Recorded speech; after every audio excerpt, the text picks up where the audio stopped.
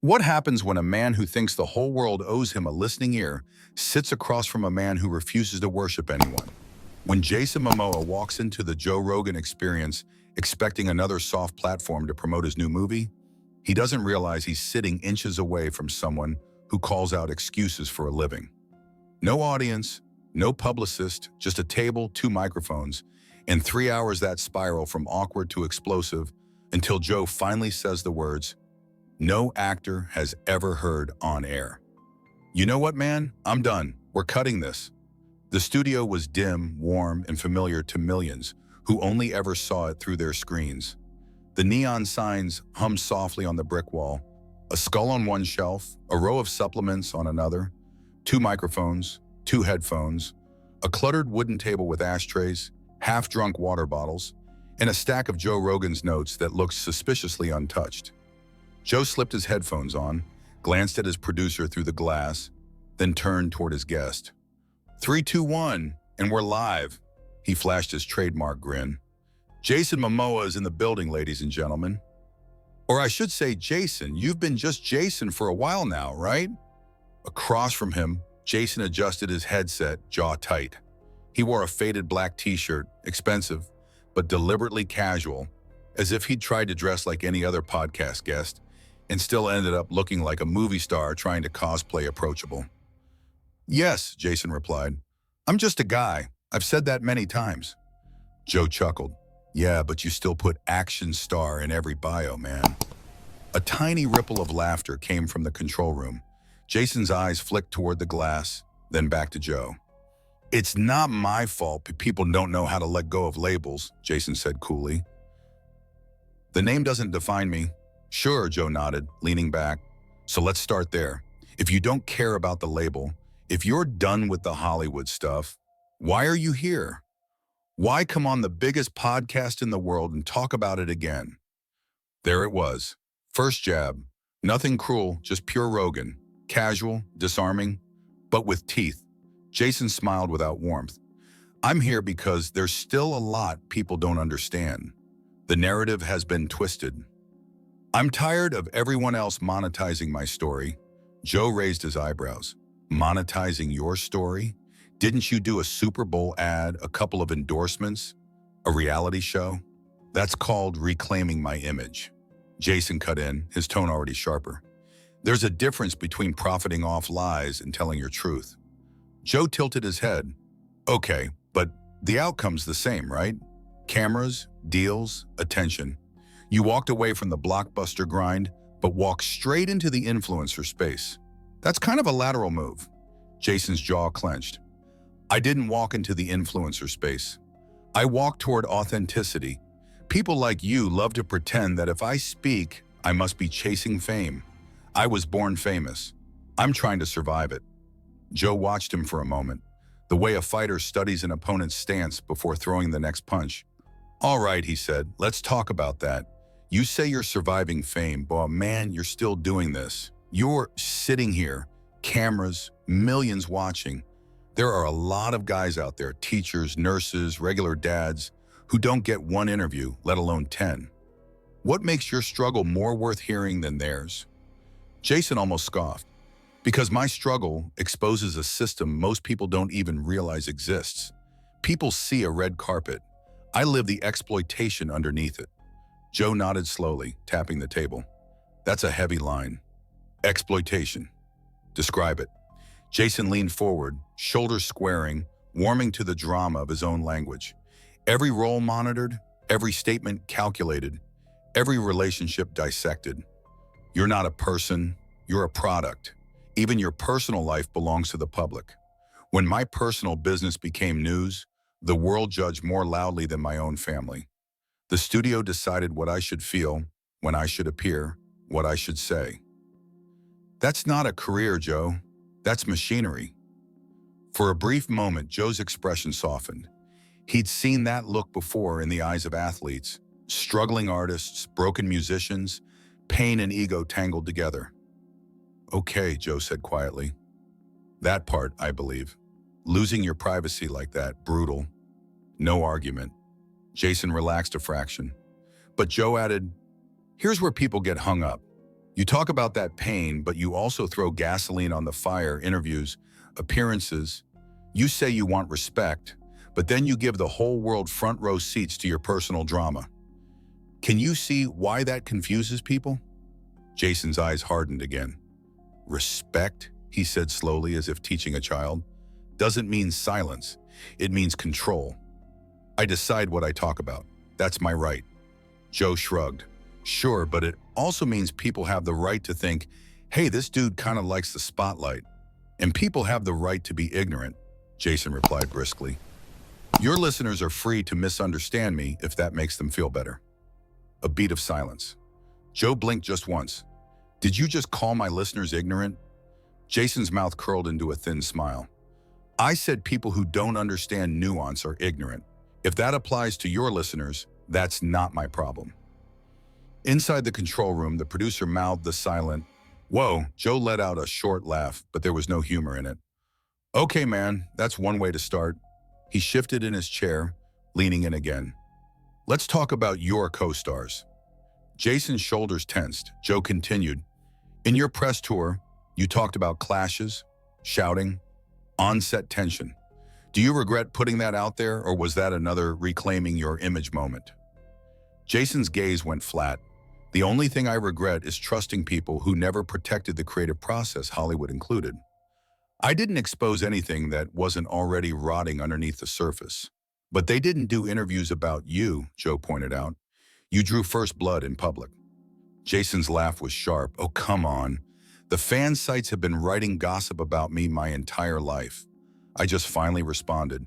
Funny how the world only calls it too much when I defend myself. Defend, Joe repeated, or attack. Jason's eyes flashed, spoken like someone who's never been hunted by paparazzi from the age of 20. Easy to sit in your Texas studio and moralize. Joe's expression cooled. I don't moralize. I ask questions. Right, Jason snapped.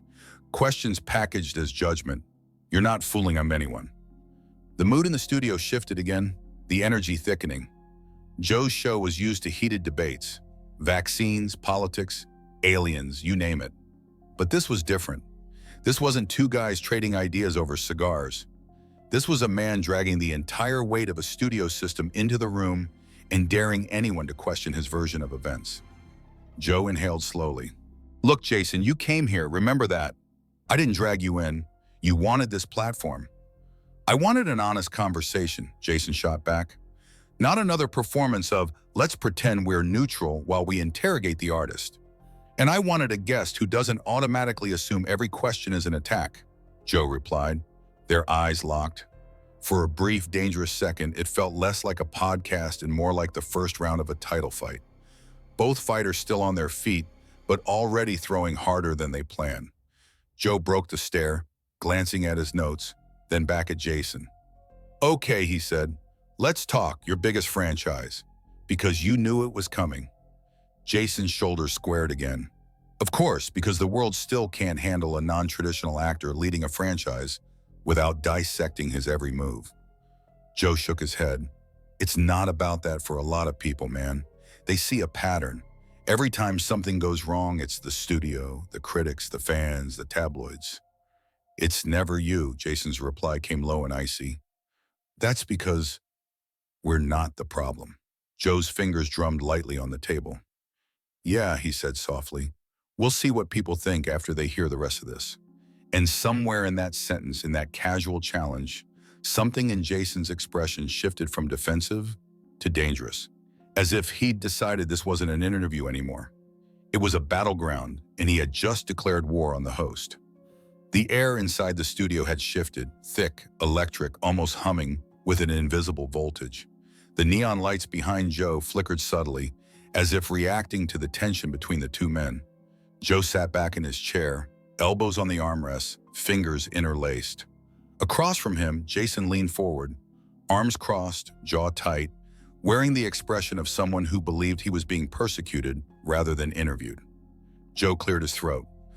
All right, he said calmly. We were talking about your movies.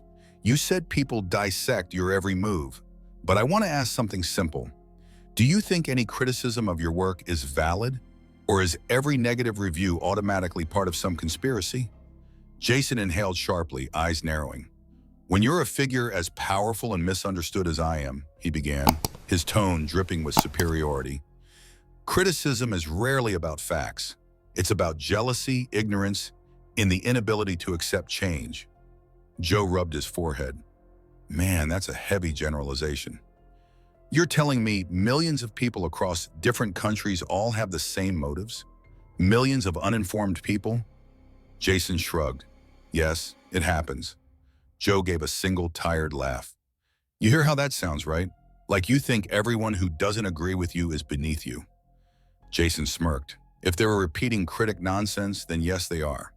Inside the control room, the producer muttered under his breath, he's unbelievable. Joe leaned in again. Listen, dude, not everyone who disagrees with you hates you. Sometimes people just point out contradictions, like how you moved to the countryside for privacy, but ended up doing massive ad campaigns and interviews. Jason cut him off, voice rising just a notch. You don't get to lecture me about my choices. Privacy doesn't mean hiding. It means choosing how much access you give people. Joe nodded slowly. Okay, so let me ask you this directly. If you hate the press so much, if you think the studio system is toxic, if you want control, then why do you keep doing interviews? Jason didn't hesitate. Because I deserve to be heard. My story deserves space, and frankly, people like you need to hear it. Joe blinked. People like me. Jason tilted his head, his smile sharpening. Yes, Joe. People who sit in soundproof studios judging folks who actually live through the struggle. People who think a few martial arts classes and a podcast contract qualify them to analyze a creative career. Joe's eyebrows climbed. Damn, he murmured. That's something. But Jason wasn't done. You want to dissect my film roles, my personal life, my decisions, but you've never experienced anything close to my reality. You talk about humility, but you expect me to bow to you in this room. Joe leaned back, arms spread. Jason, I don't expect you to bow to anybody. I'm literally sitting here having a conversation. You're the one turning it into a firefight. Jason scoffed. Maybe because you're not used to interviewing someone who challenges you. Joe nodded. True. Usually my guests don't insult my audience. Jason shrugged. Maybe your audience should toughen up. A sharp exhale came from behind the glass. Even the air conditioning sounded louder. Joe held up a hand. All right, let's shift again. Talk to me about your production company. No drama, just a straight question. When's the last time you made a truly independent film? Jason's lips pulled into a tight white line, Bon. Why should I answer that? Because you talk about creative control, Joe replied. Because you've spoken about it in interviews. Because the world is curious, man. Jason rolled his eyes. The world is always curious. The world always wants more from me. They want details, conflict, pain, and people like you feed that appetite. Joe nodded. Maybe, but you feed it too. You brought it up. You said the studios held you back, suppressed your creative vision. Do you stand by all that? Jason's eyes flared, every word. And you don't see how putting that out publicly might have, I don't know, made future deals harder. Jason stiffened. Creative freedom is impossible when one side refuses to acknowledge their wrongdoing. But collaboration doesn't come with conditions, Joe replied. Sometimes you accept the compromise, even if the other person doesn't say sorry, Jason snapped. I'm not a rookie, Joe. I'm not here to be silent. I'm here to protect my art. Joe opened his hands again. Protect your art, or punish the industry. Jason's tone dropped colder than before. Punish. I don't punish. I reveal. If the truth hurts them, that's their burden. Joe rubbed his face, exasperated. Man, has anyone in your life ever told you maybe you're part of the problem? Jason bristled instantly. That's what weak people say when they can't accept the truth. There it was, the line that made even Joe lean back and stare. Wow, Joe whispered. So now anyone who questions you is weak. Jason didn't blink. If the shoe fits, Joe's jaw tightened. This was the moment the dynamics shifted, when the host stopped seeing a guest and started seeing a runaway ego spiraling out of control. He sighed heavily. Okay, all right, Let's talk about something else before this turns into a shouting match, Jason smirked. It already has. You just don't want to admit you're losing control of your own show. The control room froze. Joe's eyes narrowed. Oh, he said quietly. You think that's what's happening here? Jason shrugged again, settled back in his chair, arms crossed. I've dealt with tougher critics. If this is the best you've got, I'm not impressed. Joe stared at him for a long moment, lips pressed together as he slowly inhaled through his nose. And for the first time in the entire interview, Joe Rogan looked genuinely irritated. The studio air had become thick enough to cut with a knife. Joe Rogan sat in silence for a moment, leaning back in his chair, trying to calibrate himself before things spiraled completely out of control. The producers behind the glass were frozen, staring at the monitors like they were watching a car crash in slow motion. Jason Momoa, however, looked perfectly satisfied, chin lifted, arms crossed, wearing the smug expression of someone who believed he just scored a point in an argument that hadn't even started. Joe exhaled through his nose. All right, he said carefully. Let's get back on track, Jason smirked. I didn't realize we left the track. Joe ignored the jab. So Jason, let me ask you something about responsibility. Responsibility? Jason repeated with an amused scoff. That's rich coming from you. Joe held up a hand. Dude, this isn't a sparring match. I'm just trying to have a conversation. Jason leaned forward, voice sharp. No, Joe. You're trying to corner me. Same tactic as everyone else. Ask a loaded question. Wait for me to react, then act surprised. Joe closed his eyes for half a second. Okay, forget responsibility. Let's talk about your film work. Jason's expression shifted instantly. Pride mixed with irritation. Joe continued. In your interviews, you revealed some seriously personal stuff about your family, your upbringing, even your financial struggles. A few quiet chuckles leaked from the crew. Jason glared in their direction. Joe pressed on. Do you regret sharing any of that now that some time has passed? Jason answered with icy confidence. No, everything I said needed to be shared. Joe raised his brows. Even the part about that public fight with the director. Jason's jaw tightened. Yes, especially that part. And the behind-the-scenes drama and the contract issues. Joe, Jason snapped, if you're going to mock my trauma, this conversation is over. Joe's voice stayed calm. I'm not mocking anything. I'm asking if maybe, just maybe, you overshared. Jason scoffed loudly. Overshared. That's the problem with the world. Everyone's too sensitive. How else was I supposed to tell my story? Whisper it to myself in the trailer. Joe leaned forward, elbows on his knees. No one's asking you to hide, but there's a difference between being open and dumping every private detail to the public. Jason shrugged. The public deserves the truth. Joe blinked. Dude, the public doesn't deserve anything from your family's private life. Jason barked a laugh. Says the man whose entire career is based on broadcasting conversations. Behind the glass, one of the producers whispered, he's unreal. Joe fought the urge to roll his eyes. Look, man, you keep calling yourself a truth teller. You say you're free, but honestly, you sound angry. You sound bitter. Jason leaned back, crossing his legs like a king on a throne. I am enlightened, Joe. That's why it irritates people like you. I don't play by your rules. Joe gestured around the room. You're literally playing by my rules right now. This is my studio. Jason smirked. And yet you seem threatened. Joe paused. It was subtle, but that sentence, and yet you seem threatened, snapped something unspoken in the room. Joe slowly set his headphones down. Threatened? He repeated softly. By you? Jason shrugged. You're getting flustered. Joe blinked slowly. All right, let's talk about your past relationships again. Jason's face darkened instantly. No, the word came sharp and stiff. That topic is closed, Joe pressed gently. Why, you've been open about everything else. Jason growled under his breath. Because I'm tired of you people asking me the same questions. Lisa this? Divorce that. Maybe talk about my environmental work for once. Joe gave him a long, incredulous stare. Okay, what achievement would you like to talk about? Jason hesitated for a second, just long enough for Joe to notice. Then Jason snapped. You wouldn't understand. Joe leaned back, folding his arms. Try me. Jason straightened in his seat, posture stiff, chin high. I've built a global brand. I've redefined what it means to be a modern action star. I've exposed studio corruption. I've inspired millions." Joe stared at him. "Did you, though?" Jason's nostrils flared. "What's that supposed to mean?"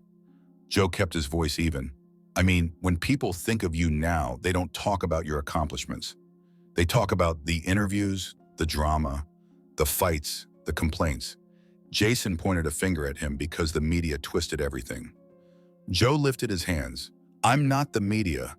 I'm one guy asking you questions you agreed to answer." Jason rolled his eyes again. "You podcasters are all the same." That was it. The room shifted. Everyone felt it. Joe leaned in, voice dropping lower. "What's that supposed to mean?" Jason shrugged casually. "Blind celebrity worship, loud opinions, no understanding of real art. You cater to the lowest common denominator and pretend it makes you important." Joe blinked once, twice. Then he sat back in his chair, his tone suddenly colder. "Jason, be careful," Jason chuckled arrogantly. "Careful of what?" "You." Joe didn't smile. "No, careful you don't lose whatever goodwill you have left." Jason flicked a hand dismissively. "I don't need goodwill from the masses." The control room froze. Two camera operators stiffened. A silence slammed down like a hammer. Joe slowly leaned forward. "The masses?" he repeated, almost whispering. "That what you think of people?" Jason's smirk didn't fade, if the word fits. Joe inhaled deeply. "You do realize you're not on a movie set, right? You're in Texas, in my studio, with my team, with regular people." Jason shrugged, and Joe lowered his voice to a near growl.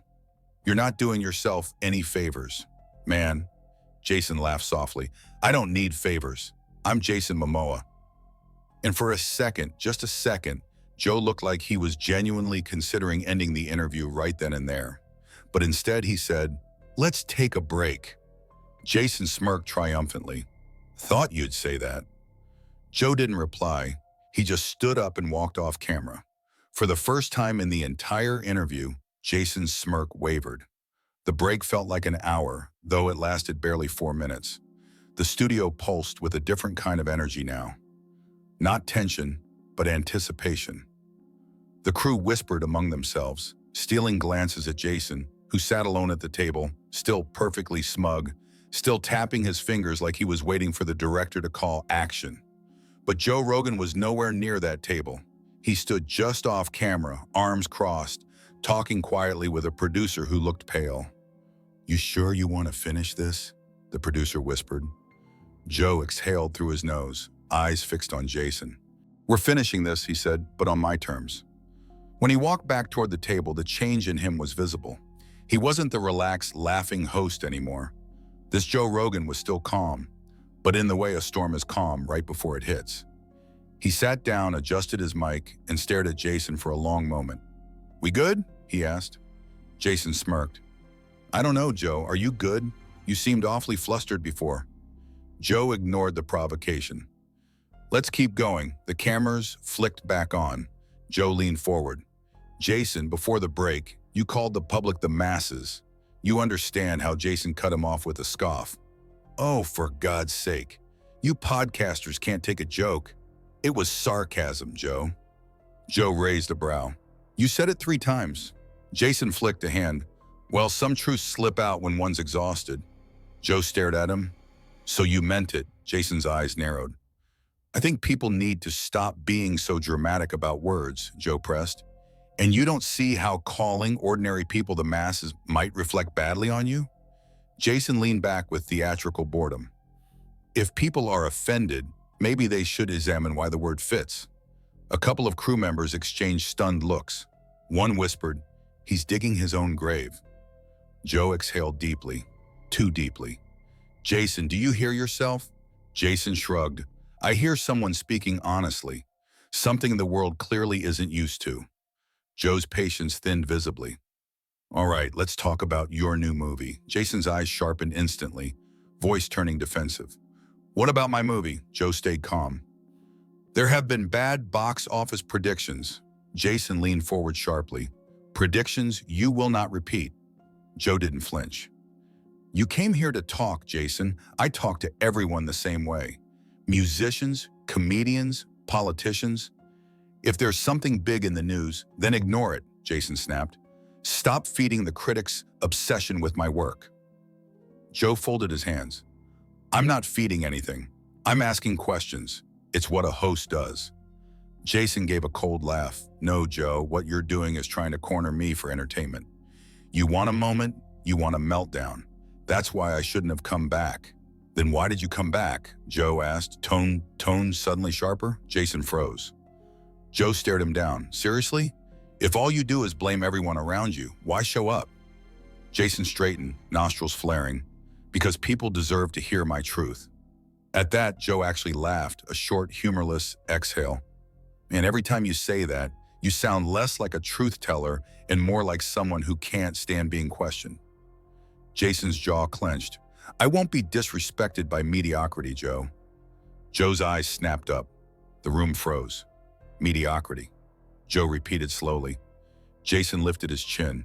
Don't act surprised. You're not exactly interviewing Nobel winners. Joe leaned in, voice low. I've interviewed astronauts, neuroscientists, war heroes, philosophers, and legends. But I've never had someone sit here, insult everyone in the room, and act like the world owes him something. Jason smirked. The world does owe me something. Joe stared at him, stunned. You serious? Jason lifted both hands.